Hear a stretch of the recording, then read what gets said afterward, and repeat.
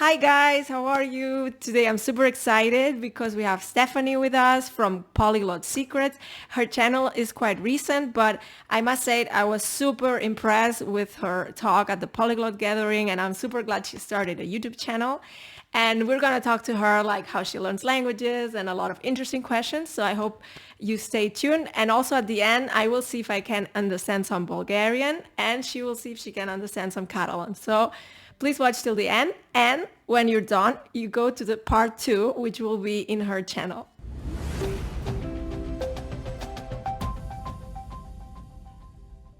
Hi, Stephanie. How are you? Hi, I'm doing great. How are you? I'm so excited. Well, I don't have my voice, but I hope it's okay. I hope you still can understand me. And yeah, I think it will be a lot of fun. And maybe you can introduce yourself for people who don't know you so that they know who you are. Yeah, sure. I come from Bulgaria, but I have lived in several countries and I have studied and worked in different places. Now I'm back in my home country, and along the way, I've picked up quite a few languages, and I've always been passionate about language learning. It's one of my biggest passions in life. And so I'm very, very excited to be here on your channel and to be, speaking to somebody that shares that same passion. Yeah, that's really awesome. And like I was saying, I actually saw you kind of for the first time on the Polyglot Gathering, and you were talking about a topic that is, I wouldn't say it's controversial, but it's like, I think, a mindset thing. So Yeah. people struggle with starting several languages at the same time, and I struggle with this myself. Like I can learn several languages at the same time, but starting them at the same time, like I did one experiment once and it was very kind of draining. And yeah, maybe you could share some of your thoughts or maybe your biggest takeaways from that, about starting several languages at the same time. So this is something that I think it really depends on what people want to do, because sometimes, you try it and it doesn't work out, or, you don't feel so great doing it. In that case, I don't think that everybody should do it.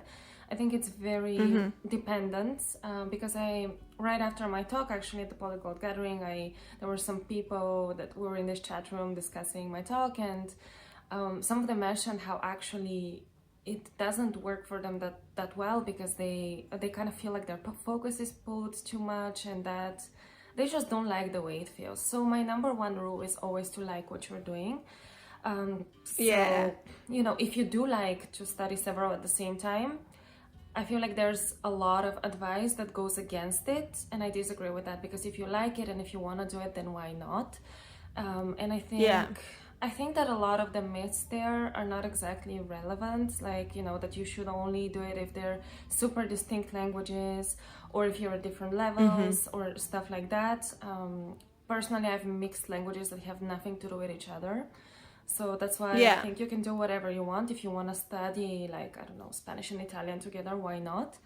And if you're starting Yeah. them both from scratch, not necessarily kind of having them at different levels, I think in that case, the most important thing is to just make sure you're dedicating enough time to both languages. Because when one of them Yeah. is like intermediate or something, and you're starting a brand new one, it doesn't matter as much. You can kind of, let the intermediate one slide from time to time. But when you're starting two new ones from scratch, then I think it's a big deal to make sure that you're dedicating time and to be a bit more structured. Even if you're an Yeah. unstructured person, like I am in language learning, I don't do structure usually. But if I'm starting two new ones at the same time, then it's like you kind of have to make sure that none of them is being delegated to the side and that you're dedicating enough time, because otherwise it's hard to form a language core.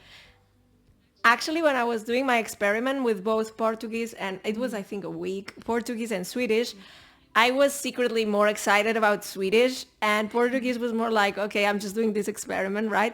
And then I would dedicate time to Swedish every day and then feel like, oh, no, I have to study Portuguese. And Yeah. I think maybe that's why it didn't work. I didn't feel like it. And it's like what you said, that it needs to be fun. Yeah. And if it's kind of forced and imposed upon you, it doesn't make sense. So you shouldn't do it. Like, and yeah, I think it's interesting. Thank you. That's really, I like it. I think I need to kind of change my mindset a little bit, but also you have to do the things that feel right for you. And there's not one way. there are several ways, right? Yeah. Yeah, So exactly. yeah. Like I know some people that they want to see progress every day. Like they don't want to get their focus pulled. So for them, of course, just do one at the same time. But like if you're like me, when I cannot do one at the same time, I would get bored. So it's I think it also depends on Cool. personality. Yeah. Yeah, very probable. Yeah. Yeah. Okay. Yeah.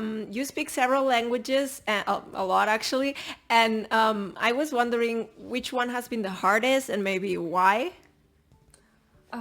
So I think that for like difficulty of languages, it depends a lot on subjective factors. It's not just the objectivity. Yeah. And actually, I did a video on that. I'm not sure how long ago, but I think, and so I was like going a lot into detail on that. I'm gonna try to be as concise as possible. For me, there's like obviously the objective factors, which are how similar is the language to one you already speak. Is it is it within the same language family, etc.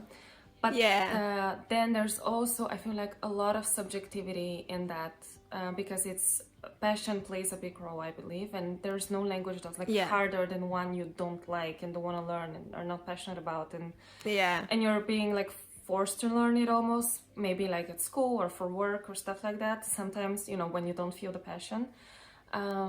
Yeah. So I think that makes a language very hard. So for me, it was, I'd say, like, I see that objectively Greek must be the hardest one I've ever learned. And Yeah. I guess that's just because I think for everybody, Greek would be difficult because it has no living relatives. So it's not like, it is within your language family or whatever. It is Indo-European, which kind of makes it a bit easier. But at the end of the day, objectively speaking, the vocabulary is so different and everything. So I'd say that if I think about it from an objective point of view, is Greek, but then I have so much passion for Greek that makes it much easier. Yeah. I understand. Yeah, and then like that desire to learn it just, so if I have to think about it in context of like everything taken together, then Greek wouldn't be as difficult. But German, for example, I studied it at school, and then I didn't study it for years, and now I'm coming back to it. But I feel like I don't have as much passion as I do for Greek, for example. So it's still like so many years later, I'm still not fluent, just because it's Yeah, I get what you mean. Actually, when my brother was here at my channel, he was talking about a girl. He used to be a teacher, so he was teaching English, and one of the girls was struggling a lot to learn English, but she's I think it's called K-pop fan, and she's learning Korean. So it's like, dude, English is a lot easier, but if you're not passionate about it, if you don't care, if you're forced to learn it, it can be super hard, Yeah. I guess. Yeah, exactly. Yeah. I agree. Yeah. And about Greek, I think, like, I've never studied Greek. I think, yeah, I would be very curious to study it, but I think it would be because there are a lot of influences from Greek also in Latin languages. So even if it's, I don't know what percentage it is, maybe it's, I don't know, 5%, whatever. I think it would be super exciting when you're finding words and like, okay. And right? You have those moments, I guess. Yeah, for sure. It's definitely happening in some cases, especially with like fancy words. It happens a lot, I feel. But mostly, I'd say it's mostly like scientific vocabulary and stuff like that. Because okay. it's when it comes to the normal words, like everyday language, you don't see it as much. And what I find exciting about Greek is that actually pronunciation is very similar to Spanish, isn't Yeah. it? Yes, I would totally agree. I actually think some people say that it sounds like Spanish, so Yeah. there's that. Actually, sometimes, like if I'm on the street or something and I hear someone talking and it's a little bit far away, I could think it's Spanish and then it's Yeah. Greek or, the other way around. So Yeah. I think it's pretty awesome. Yeah. Cool. Yeah. So one of the things that intrigues me the most is, there are languages which you need to actively choose with which accent you're gonna learn, like Yeah. Spanish or Portuguese. And I was wondering, you speak both languages, and I was wondering, like, was it kind of a conscious decision or did it just simply happen, or and how? Like, if maybe you could elaborate on that. I think it's interesting. Yeah, absolutely. So for Spanish, actually, it was the first foreign language I ever started to study by myself Ah, outside of school, because my school didn't offer Spanish class at the time. So I really wanted to study Spanish, and I've had this obsession with Spain and Spanish culture for many years, and it was like my first language love. And I just, oh, yeah, I just really wanted to study it. I was so obsessed, and so I like, for me it was never a question, because I just, it was Spain that was the attraction here. okay. So I feel like if you have a country that you're obsessed with, it's best to go for that type Of of the course. language. But I know that many people just want to study Spanish, like they don't have exactly a preference of a Spanish-speaking country, or they like several and they don't know what to do. And so Yeah. in that case, I mean, I feel like you can go for something that's easier. I believe, like, I don't know, I might be wrong, but I believe that Spanish from most parts of Mexico and Colombia is a little bit like easier to understand for a beginner. Because, Oh, because like the okay. pronunciation is I mean, like, you don't have the whole, yeah, right? exactly. Yes. And there's some Yeah. super complicated varieties, I think, especially for beginners like Chilean Spanish or Argentinian. I think I'd have trouble Yeah. with Chilean, even though I speak Spanish. It's like, so Oh yeah, I am a native speaker and once had so housemates from Chile, and one of them was kind of more international and would use kind of more neutral words, but the other one was like, yeah, la wea, blah blah blah, and I was like, what is this? yeah, Like, please translate. I mean, you need a couple of days to get used to certain words that are repeated all the time. yeah. I actually also have some friends from Venezuela, and we're kind of always, I'm always kind of talking, and then they're like, what's that? And I'm Yeah. like, okay. Or they'd be like that, okay. I don't know, like avocado is, well, in Spain it's aguacate, but in, I don't know, in Latin America, in some countries it's palta, I Oh. think. So things like that, you'll be cooking and like, dame la palta. What's that? Yeah. And yeah, so it's fun. Yeah. Cool. So, And which one did you choose for Portuguese though? Like, so for Portuguese, I actually chose Brazilian Portuguese. oh, But so there it's a little weird, because first of all I started with not having any preference. I'd heard, because I actually lived like almost a year in Spain, and there were many oh, Portuguese people at the office. And so the first time that I heard the nice. language, I was like, that's how can people say that it's easy for Spanish speakers? I don't understand anything, because I feel like the pronunciation is very close of European Portuguese. Yeah. So it was very tough when I first heard it. I just didn't understand anything. And then later, when I wanted to study it, I didn't necessarily have a huge preference for either country. So I just decided to go with the Brazilian version, because I feel like it's easier to understand for Spanish speakers, and Oh, I feel like it's more open. Like they open their mouth more when they speak, I guess. So it's like it's easier. yeah. It's not. I feel like European Portuguese is a little. If I can compare it to anything, it'd be a little like how the pronunciation of French is hard, because it's like a little, they're a little, the Okay. sounds are not as open. So I did It's that. funny Yeah. because, yeah, sorry. It's No. funny because for me, I think Portuguese from Portugal, the pronunciation is more like Catalan. So Okay. Yeah. it comes to me very naturally to understand that. Yeah. But the Brazilian one is more difficult. It's more challenging. But I think also kind of your brain goes, and it kind of clicks, but Yeah. it takes a while.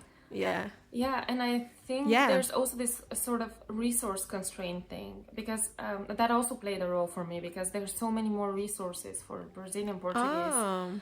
So, but then at the end of the day, I ended up with like a mixture. So I started with Brazilian, but then I actually found some European resources.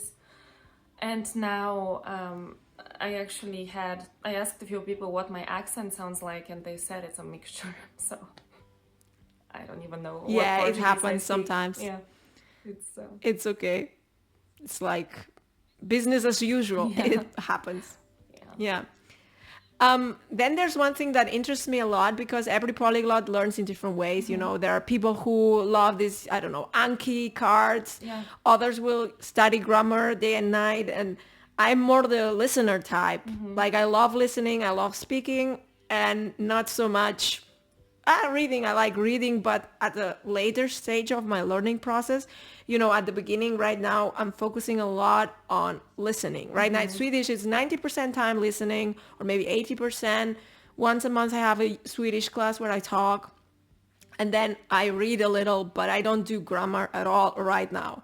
I know it depends on the language. I guess for Greek, I would need to start with more theory. But I would be interested to know, like, what's your approach? Like, do you do maybe, I don't know, 80% listening, or you're more the speaking type, or like, how do you go about it? I'm very input based. I love input. Ah, So it's not I don't I love input. yeah, I don't do much speaking in the beginning. But again, that's just a preference because I know polyglots that do speak from day one. So Yeah. but it's just not my thing. I like to absorb the language first before I start to speak. So I'd say what I do the most, I also love listening quite a lot because especially because I can do it at any time. And Yeah. when I'm busy with something else, but my mind is not busy. So I've done a lot of like walks with my headphones in, and I'm listening to podcasts and stuff like that. So Yeah. you know, whenever I'm physically busy but not mentally, I can listen. So that it's a great time saver. So that's why I love listening so much. Um, Yeah. so I do a lot of that. I do a lot of videos actually, especially when I'm a beginner. I do a lot of be it videos on But it's like YouTube. self-talk. Um, yeah, Oh, you mean you watch them? You don't record yourself? yeah, Because yeah. there are people who do that. Oh, I don't record myself, but I watch a lot of videos to get the, you know, especially in the Ah, beginnings. So things like easy yeah. languages videos, things like that. Yeah. And I'll, They even have the subtitles, yeah, so it's convenient. and also a lot of like movies and TV shows. I also like that quite a lot. I also read, but as you mentioned, it's like it's super hard in the beginning. So it's mostly like once I get the basics. So I'd say a lot of like listening, reading, watching stuff. Right in the beginning, I do like an introductory book just to kind of get my feet wet. I like that. Yeah. Yeah, and I'd say for speaking, you know, I can sometimes speak, or I can even, like for me, thinking works as well, because I feel like it's almost the same thing, except you're not saying things out loud. So sometimes I'll force myself to think in another language, or, you know, even describe my own surroundings out loud in another language. Like, I think it's fine if you do it as Yeah. well. So I don't really, I So guess, you're more yeah, you're like more input based, yeah, and yeah, depending of course on the level of the language, it's like what you're saying, right? For me in German, like I do most of the time it's just talking, of course, but yeah. I also use it at my work, and I read, and I, you know, write and whatever. But for Swedish, I was laughing because I was kind of smiling because I also bought a book, you know, Basics of Swedish, Yeah. and I like it. You know, it's like, let's go through the basics kind of, but then I'll just jump to input as soon as I can. Yeah. Yeah. So, yeah, I think we have a similar way, a similar approach. Yeah, I think so Yeah. too. Yeah. Yeah. And you were saying before that you're not very structured. Yeah. So I was wondering, do you structure your language time in any way, or do you just randomly study when you just feel like it? You also mentioned you sometimes when your mind is free, you do something. I do that also, like going for a walk, or, you know, doing the dishes or whatever. It's a good way to you know, make the most of your time. But so how do you go about that, like planning, structuring your language time? Yeah, I'm terrible at this because I usually don't have any structure whatsoever. But that's what works for me Okay. because otherwise, it's if I do it, if I put down language time and language learning on my calendar, I'm gonna feel like it's a job or a chore or something like that. So that's one of those things that I feel is extremely personality based because I know that there's also people out there that if they don't put something on their calendar, it's not happening. So Yeah. I'd say it's one of those moments where it's like know your learning style and how what you do, because Yeah. in general I will feel like I want to learn a language. So relying on that kind of inspiration and in just motivation appearing and happening by itself is not a problem for me, because it's gonna happen. I'm gonna feel like doing it. Yeah. You're like more passion driven and you do it Very. when it feels right. Yeah, very passionate. That's interesting. I I read a book. Yeah, sorry. No, I'm go interrupting ahead. the whole time because it's so exciting. Yeah, because I really want to share this as well. So I read a book called Atomic Habits. I've talked about this in the channel because I'm really passionate about it. Yeah.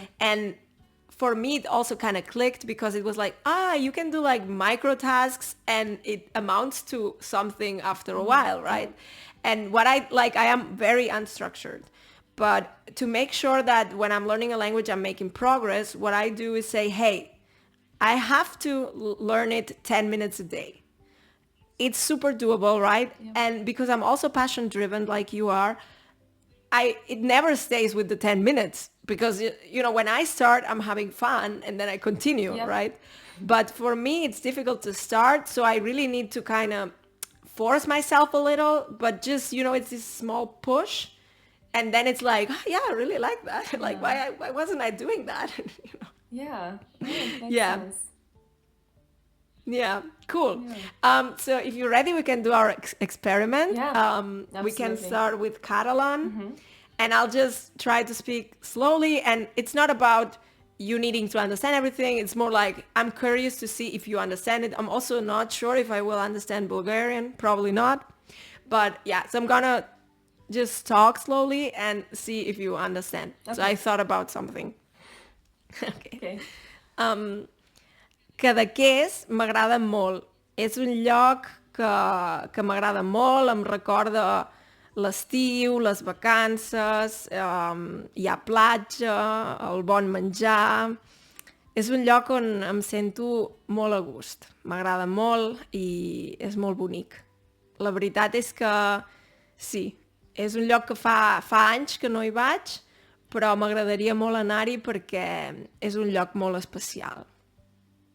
I'm just wondering if you understood anything.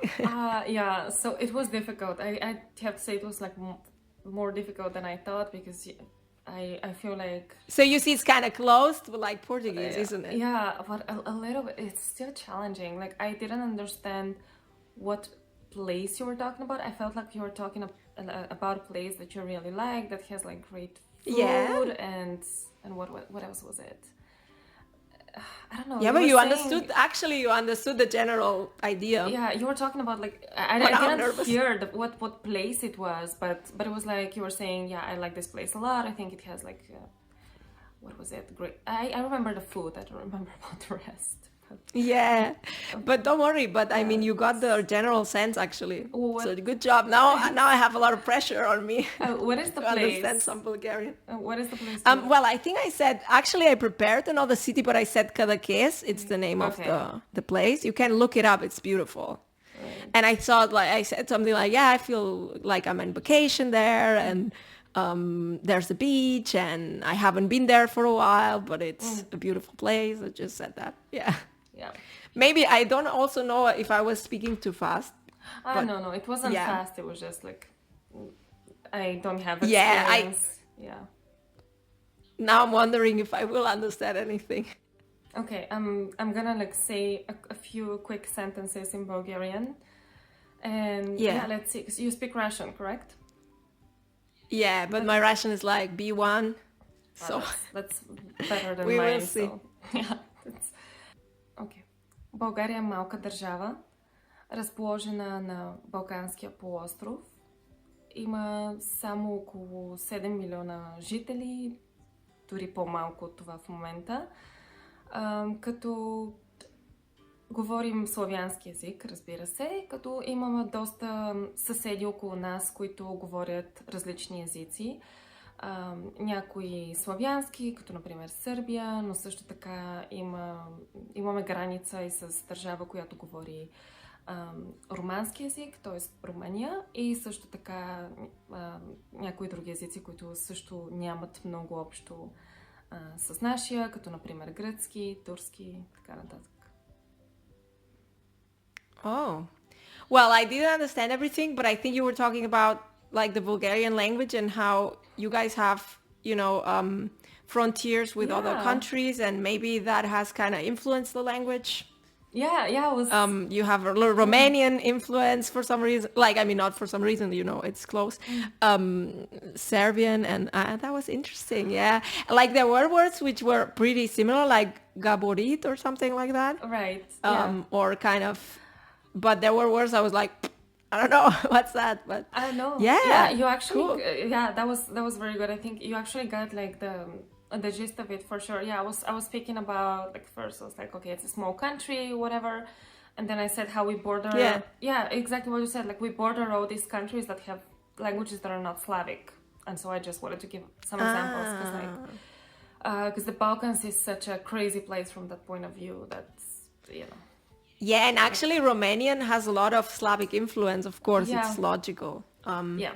But do you think Bulgarian has Greek influence as well? For sure. Would you say that? I'd say Bulgarian does have Greek influence. Like, we have some Greek words in the language, like that, or that are like of Greek origin. Because in Russian, and I think in most Slavic languages, for example, you'd say nravitsya, right? That's like, I like, isn't it? Right? Yeah. Exactly. So in Bulgarian, the word is charesvam, which is like muaresi in Greek. So cool. there's like a little bit, and also we're very different because we have articles, and other Slavic languages just don't have articles. Oh, wow. Yes, it's true. Like Russian doesn't. And it was so confusing at the beginning. Do you guys also conjugate people's name? Like, not conjugate, but declinate people's names? Because that was so confusing. Like, people will be saying Laure, Lauru, Laure. Like, what's going on? That's just my name, No. Do you guys do that? A little. So it's only one case where we do that. It's like when you're calling somebody. So I think it's like, what was it called? The vocative, or no? The vocative. I'm not sure if it's the vocative. It's like when you're like calling somebody. But do you guys have also declension as well? No. It's mostly gone. You'd find it in like very, very few places and like some archaic forms, but mostly we don't have cases, and like our nouns. Wow, that's so nice. Yeah, they don't change endings like they do in Russian. But like for the names, it's like your name wouldn't change. So like some Bulgarian names would change, and they would add an e sound to the end when you're like calling the person, but that's it. That's the only case. Like it's not as many. Phew. Yeah, I think like what's confusing for people, like for other Slavic speakers, and what makes it hard for them to understand Bulgarian is that we have these articles that we stick at the end of the word. I think Swedish does this as well. Oh, like in Swedish, yeah. So cool. So that's why it's a little hard. Whereas for us, it's like when we hear Serbian or Russian or whatever, it's just like a part of the word's been cut off, but we can still understand. But I think like when it's the other way, like the articles are a problem. Yeah. Okay, yeah, cool. It was super interesting. It's my first time here in Bulgarian, so that was cool. This was so awesome, so I'm looking forward to doing the next video. Guys, go to the next video. I think it will be also a lot of fun. And also, thanks a lot to my patrons, and see you in the other video, Stephanie. Thanks a lot for your time. Thank you for having me. Bye. Bye.